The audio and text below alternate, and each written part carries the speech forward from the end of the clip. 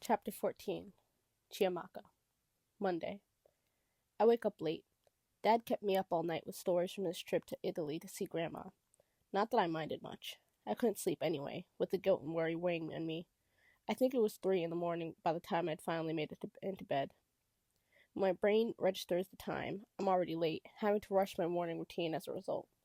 I pick up my straightener and hold it up to my curls, anxiously watching the time pass. The lights suddenly switch off, and my straightener beeps, indicating it's not heating up anymore. "Mom!" I shout. She rushes into my room. "What is it?" "The electricity!" "The builders have started the work downstairs. It'll come back on later." "But I can't go to school like this." "Why not?" "My hair." Mom gives me a confused look. "Your hair is fine." I shake my head. "I can't go in like this." There's a pause. "You should love your hair, Chi," Mom says with a small frown. I know, and I do. I don't want a repeat of elementary school. I don't want them to stare. Mom's eyes bore into me, like she's trying to work out what I'm thinking, something she never really been good at. I don't want her thinking I dislike my hair or anything else that resembles her, because I don't. I don't. I look away from her, my curls brushing against my face, remind me that they're there, forever and always, whether I like it or not, which I do. I do like it. I force a smile. "It's okay, I guess. I'll go to school like this." Mom nods. "And hurry, you're late." I obviously know that. It's only Monday and yet another week is starting to suck. I comb my hair as much as I can and put coconut oil in it before rushing out of the house. I get to school, wishing I hadn't rushed so much this morning. Being here today is so different from last Monday. Last week I felt in control, like this year is going to be everything I've wished for.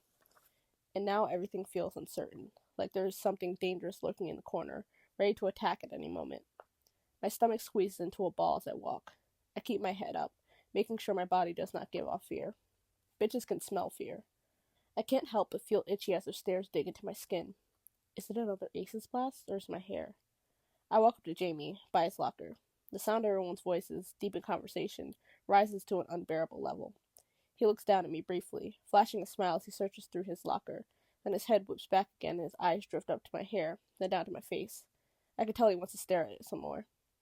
"Did you just get here? You missed registration," he says, shutting his locker. I nod. "I know. I woke up late."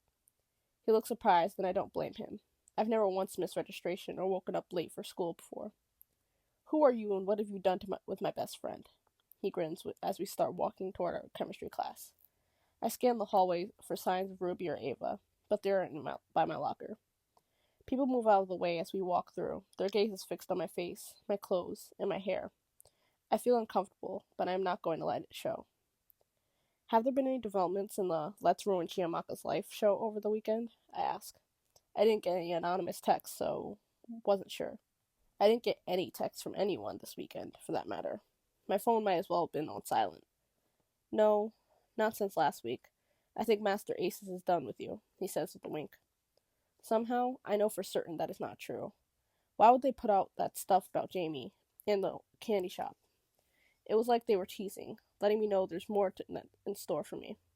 There's someone behind this who has an agenda against me, and I have a body in my closet, in a position at school that is always under attack. This feels like it's only the beginning. "I doubt that," I mumble as we take our seats. To prove my point, a swarm of buzzes fill the room. I don't feel one in my pocket. I want to cry. First the hair thing and now this. Aces is coming for me again, like I knew they would. Someone says, "Jesus Christ," and my insides feel shaky as I look up. No one is staring at me. Weird. "See?" Jamie says, sliding his phone over. Nevaeh's Academy. It just keeps getting better. Rumor has it, our favorite music student is doing more than just quote-unquote visiting his drug dealer. "Oh, Dev, didn't anyone tell you ecstasy is a harmful drug?" Aces. My heart is still pounding. Why didn't I get the blast? I reach into my pocket, taking my phone out. It's dead. I must have forgotten to charge it last night. What with that and his never-ending stories. I breathe out, my chest still aching. "I'm not surprised," Jamie says, looking down the text. Something about the way he says that gets under my skin. "How come?" I ask. He shrugs. "He just seems like the type, right? I mean, he's from that neighborhood." "Yeah, but he still goes here," I say, not really liking Jamie's tone. He pauses, smiling at me. "You're right. He goes here.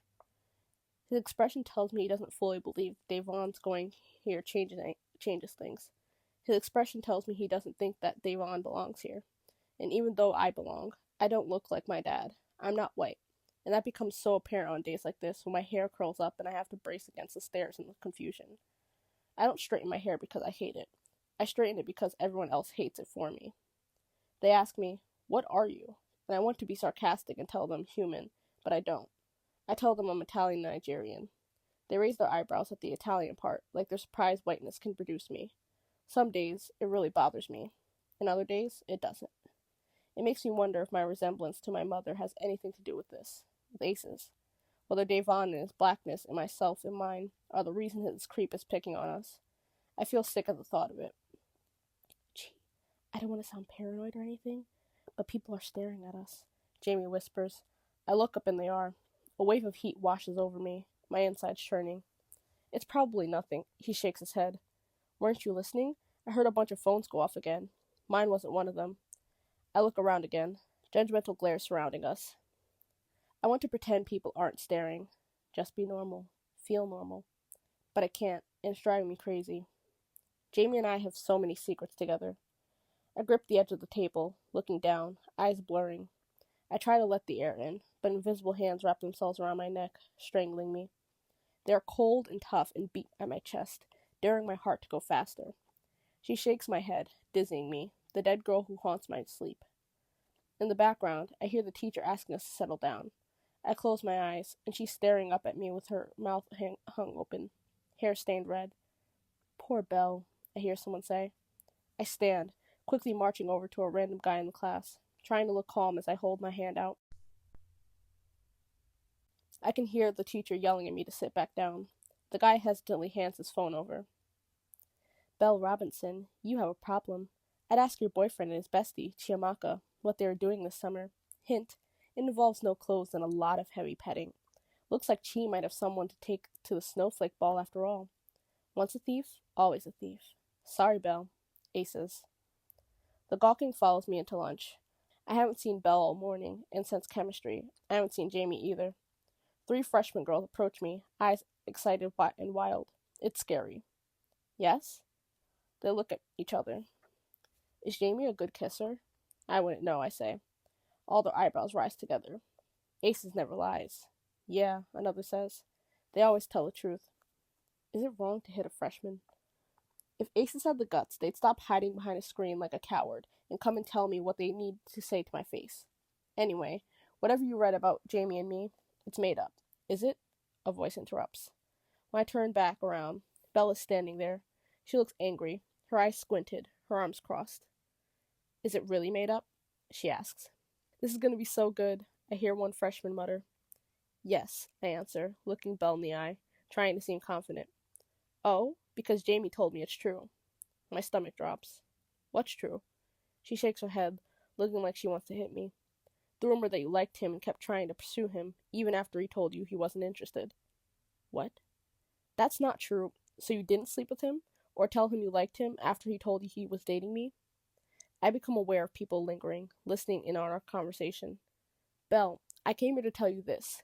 This whole Lola situation, you and him and your traditions, you and him, full stop, are over. She can't do that. You can't do that. Belle wipes her face harshly. Oh, but I can.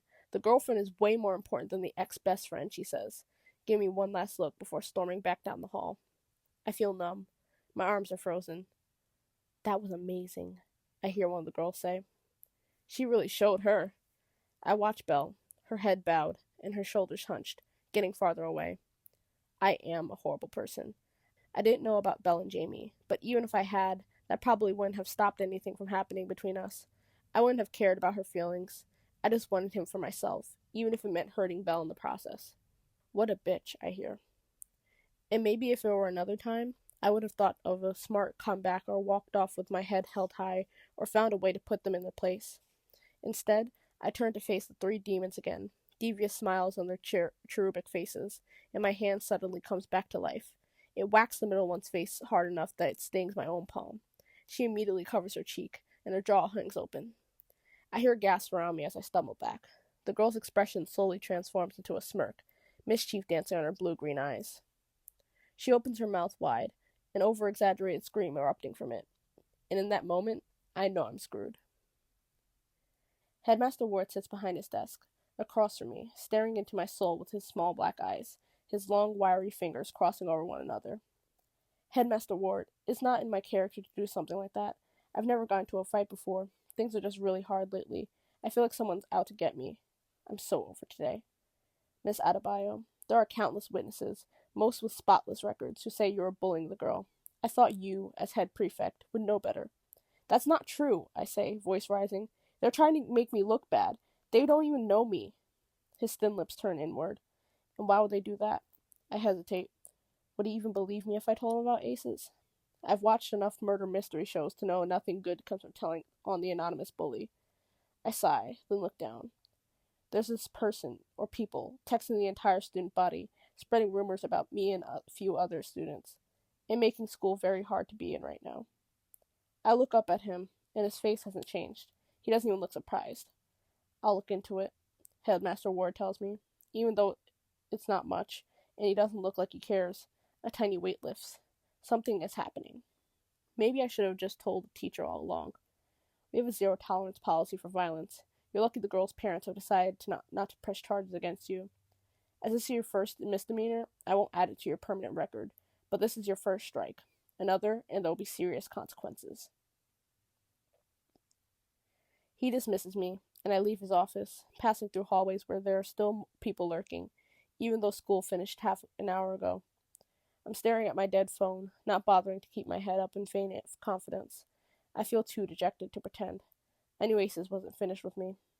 I bump into a soft figure. His cologne and familiarity of his form make me look up. Oh, hi, I say awkwardly. Jamie's hair is pushed back by a bright red headband, which clashes with the light blue of his football uniform.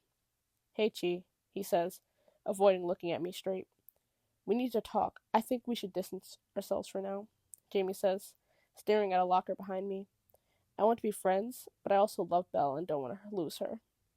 Love. Wow. I'm going to convince her that you don't even like me like that, and it didn't mean anything. I laugh, mostly in disbelief. Sure, after you told her otherwise. He looks taken aback by the fact that I know that. I raise an eyebrow at him, waiting to see what lie he'll tell next. She'll listen to me, he says matter-of-factly. You can't just say something and then convince someone you didn't say it, or that it didn't happen. This is what Jamie does. He talks about everything that happened like it meant nothing, rationalizes things, carves out new memories for you. I like you a lot, Chi. For real, he said that night. The past ripples between us, pulling me back in, the night of his party flashing by in broken fragments. I remember arriving, meeting Jamie, feeling on top of the world. I remember Jamie handing me a drink, wrapping his arms around me, asking me to meet him in his bedroom. I remember thinking, he likes me, as he pulled away. Then time winds forward. I remember stumbling, his arms wrapping around me, holding me close, and thinking, he likes me. Us kissing. He likes me. My eyes still wet, heart beating fast for no reason. My head spins and the memory pauses abruptly. He's acting like he didn't tell me he liked me that night, and every other night we slept together since. He told me before he left for camp, too. How will he rationalize that? Maybe he'll say I misinterpreted what he meant, that he didn't mean he liked me. He meant he liked my body, my flesh, my bones, which he probably thought he could have, whether he saw us as platonic or not. Silly me for misconstruing that. Now everyone keeps looking at me like I have this giant red A embossed on my school sweatshirt like Hester in the Scarlet Letter. Jamie thinks the world is his to control, that he can tell me, convince me, how to think and how to feel, like I'm some puppet. I used to believe it, get swept up in it, but it's getting harder and harder not to see past his lies, that he's anything other than selfish, that he cares. It did happen, Jamie. You can't just make it unhappen. Belle's smarter than you think. She won't believe you. Jamie laughs. That's ridiculous. Of course she will. It's not, and I'm tired of you pretending that things didn't happen. My face heats up. I hate the way he looks at me, so unbothered by everything. Things like the accident. His eyes darken, eyebrows knitting together. What accident? He asks, his tone changing, deeper than before. That shuts me up. He leans in close, whispering, You should think before you open your mouth, Chi. People might start thinking you're making things up for attention. His voice drips with venom. We stare at each other for a few moments, his lips tugging up a little, almost like he's smiling at me. No, mocking me. See you around, Chiamaka, he says, his voice slithering back to its neutral state. Then he moves past, and I watch his figure compress as he walks away until it is no longer discernible. The cold in the hallway sweeps into my body. There are moments when something happens, and puzzle pieces that didn't connect before now fit together perfectly. Maybe the piece I'd failed to connect was one where I thought that Jamie was any different from Ava or Ruby. That he ever really loved me or valued our friendship.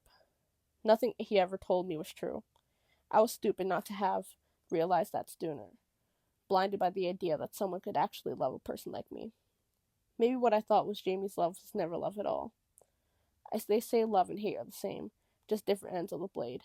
I hesitate before drawing up a list of suspects in my mind and adding Jamie's name to the spot beneath Ruby's.